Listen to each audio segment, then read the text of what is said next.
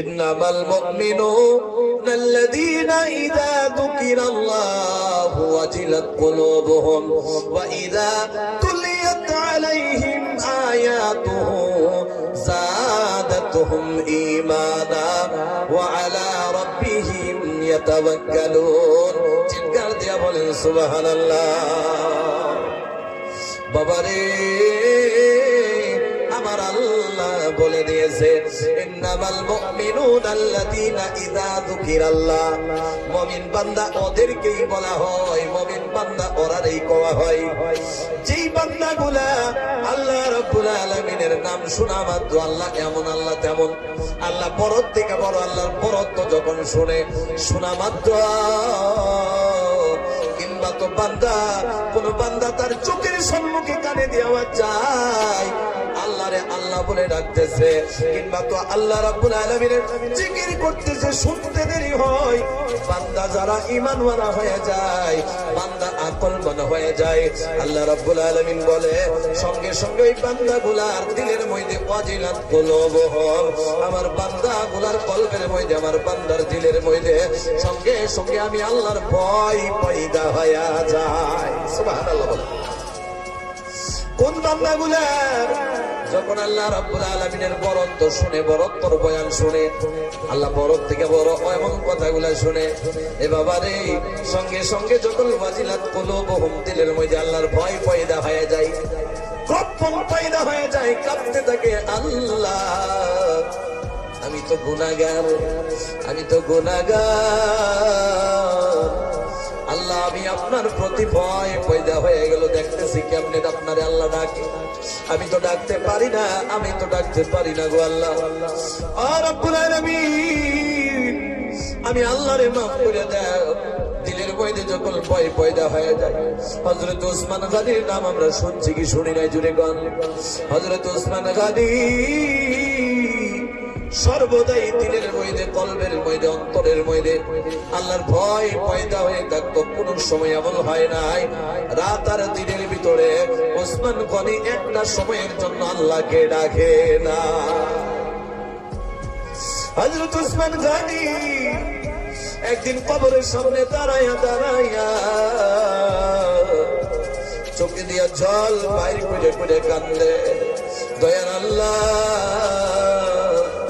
জানি না কোন দিন আমি ওসমান গনি মারা যাই, এই যে কবরের মধ্যে পড়ে রইল, ও দয়ার আল্লাহ তুমি যদি রাজি না হইয়া যাও, কবর তো কিরা মাখনের ঘর, কবর তো জাহান্নামের ঘর, আল্লাহ এমন ভাবে কাঁদতে থাকে ওসমান, চোখে দিয়া জল বাইর হইতেছে, ওসমান কান্দে। এত বড় সাহাবা, আল্লাহ রাব্বুল আলামিন ওই সাহাবাকে জান্নাতের সার্টিফিকেট দুনিয়ায় দিছে কি দেয় নাই? দুনিয়ায় দিয়া দিল, এরপরেও কান্দে কান্দে চোখে দিয়া জল বের করে। সাহাবারা জিজ্ঞাসা করে, ভাই ওসমান এমন ভাবে কেন লাগে আপনি কান্দেন? হযরত ওসমান গনি বলে, সাহাবী রে, আমার নবী বলে দিয়েছে মানুষ যখন মারা যাবে সর্বপ্রথমে যে বস্তুর সাথে মোকাবেলা হবে ওই বস্তুর নাম হলো কবর। কবরে দিয়ে দিবি। এ বান্দা বাবা মারা গেল, 5 তলায় গর্ত খুঁড়া বাবারে পানির মধ্যে শোয়া দিছি, আসি না নাই? জুড়ে কর। এ বন্ধু দাদা মারা গেল, 5 তলার মধ্যে পানির মধ্যে দাদার পেটের মধ্যে শোয়া, আমরা সবাই পানির মধ্যে এসে গেলাম, আমরাও একদিন মারা যাব। ওসমান গনি কান্দে। ওসমান গনি যদি কবর দেখতো জায়গায় দাঁড়ায়া যেত, কবরের সামনে দাঁড়ায়া দাঁড়ায়া আল্লাহকে ডাইকা ডাইকা ওসমান গনি কান্দো। এ বাবারে, একদিন ওসমান গনি মসজিদে নববীর মধ্যে সিজদায় পড়ে পড়ে কান্দে। আমার নবী সকালে বের হইছে, বের হয়ে একদিকে যেতেছে, যাওয়ার সময় শোনা যায় মনটা নরম করে দেন। বাবারে জীবনে যতই গুনাহ করলাম মনটা নরম করে দেন, দেখেন চোখে দিয়ে এক ফোঁটা জল বের করা যায়। বন্ধু হযরতে মুহাম্মদুর রাসূলুল্লাহ মসজিদে নববীর সামনে দিয়া যায়, কানের মধ্যে আওয়াজ আসলো, কে জানি মসজিদে নববীর মধ্যে পড়ে পড়ে সিজদায় পড়ে পড়ে কান্দে। আমার নবী ভাবলো কোন সাহাবা জানি কান্দে, আমার নবী ধ্যান না দিয়ে চলে গেল। এক দুপুর পর আমার নবী ফিরে আসলো, কানের মধ্যে আওয়াজ আসতেছে, কে জানি এখন পর্যন্ত ইয়াতিমের মতো মা নাই বাবা নাই, এখনো পরে পরে কান্দে। সুবহানাল্লাহ। আমার নবী মসজিদে নববীর মধ্যে ঢুকে গেল, ঢুকে গিয়া এখনো সিজদায় পড়ে আছে, মাথার মধ্যে হাত লাগাই আমার নবী বলতেছে, সাহাবীরে এত কান্দা কেন, কান্দ, মাথাটা ওঠাও, আমি নবী তোমারে দেখতে চাই। মাথাটা যখন উঠাইল, অন্য কেউ নাই ভাই, মাথা উঠানো মাত্র আমার নবী মুখের দিকে তাকাইয়া দেখে মদিনার সবচাইতে ধনী হযরত উসমান গনি সিজদায় পড়ে রইল। সুবহানাল্লাহ। হযরত উসমান গনিকে দেখে বলে, উসমান গনি রে, এমন ভাবে তুমি কাল লাগা কান্দো, আমি নবী না তোমারে কইলাম তুমি এমন ভাবে কান্দো না, এরপরে কাল লাগা কান্দো বলে, নবী গো আপনি তো বললে মারা যাওয়ার পর কবর ভয়ানক কষ্ট হয়ে যাবে, হিসাবের প্রান্তে আমি যদি প্রশ্নের জবাব দিতে না পারি নবী গো, আমি তো জাহান্নামে চলে যাব। যে সময় কবরের কথা মনে হয়ে যায়, যে সময় আযাবের কথা মনে হয়ে যায়, মনে হইতে দেরি নবী গো, চোখে দিয়ে জল বাইর করতে দেরি হয় না, এই জন্য নবী কান্দি।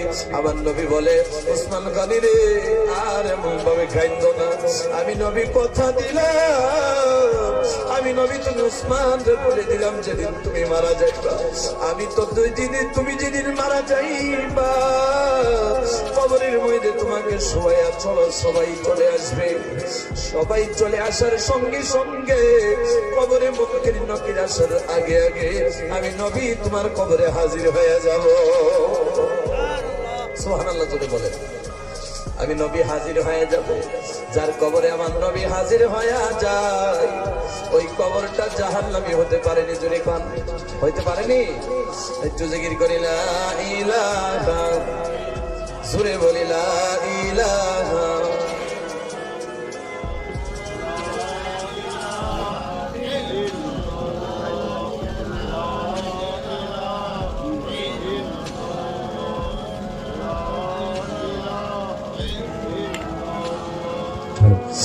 লা ইলাহা, লা ইলাহা ইল্লাল্লাহু মুহাম্মাদুর রাসূলুল্লাহ। এ বাবারে, যার কবরে আবার নবী হাজির হয়ে যায়, এই কবরটা জান্নাতি কবর, জাহান্নামী হতে পারে না। আল্লাহ রাব্বুল আলামিনের বন্ধু যাতে নবী মুহাম্মাদুর রাসূলুল্লাহ যাতে আমাদের কবরে হাজির হয়ে যায়, কোন আমিন, জোরে কোন আল্লাহুম্মা আমিন। মুসলমান ইমানদার আর ওই দিকে যায় না, মানে এক কথা বোঝাইতে গেলে যখনই শুনে সঙ্গে সঙ্গে মনের মধ্যে আল্লাহর ভয় পয়দা হয়ে যায়, এটি ইমানওয়ালার পরিচয়। এরপর কি বাবারে, ভালো করে শুনো, মনোযোগ দিয়ে শোনো বন্ধু। এরপর আল্লাহ রাব্বুল আলামিন বলেন, ওয়াইদা তুলিয়াত আলাইহিম আয়াতুহু যাদাতুহুম ঈমানা। চিৎকার দিয়া বলেন সুবহানাল্লাহ। এই যে মাদ্রাসা কোরআনে কারিমের তিলাওয়াত হয় কি হয় না? কোরআনে কারিমের তিলাওয়াত হয়, একটা ফজিলত শুনেন।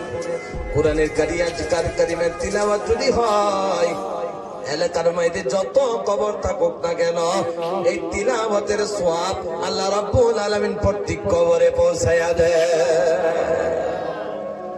কবরে পৌঁছাইতে পৌঁছাইতে যখন গুনাহগারের আমলনামা বুলন্দ হয়ে যায়, আমলনামা বড় হয়ে যায়, আল্লাহ রাব্বুল আলামিন এই মাদ্রাসার ছাত্র তিলাওয়াতের ওসিলায় এই বন্ধুগণ, এই অঞ্চলের যত মুর্দাগান আছে, একদিন না একদিন আমার আল্লাহ মাফ করে দেয়। দুনিয়ার জমিনে কোরআনে কারিমের তিলাওয়াত শুনলে যারা ঈমান হয়ে যায়, ঈমানওয়ালা হয়ে যায়, আল্লাহ কথাগুলো বলে দিতেছে, ওয়া ইদা তুলিয়াত আলাইহিম আয়াতুহু যাদাতুহুম ঈমানা। যখন আমার বান্দারা যারা ঈমানওয়ালা হয়ে যায়, আমি আল্লাহর আয়াতগুলা শুনে, আমি আল্লাহর কালামুল্লাহ শরীফের তিলাওয়াত শুনে সঙ্গে সঙ্গে তাদের ঈমান যদি 10% থাকে, 40% থাকে, যাদাতুহুম ঈমানা, আমার বান্দার ঈমান বৃদ্ধি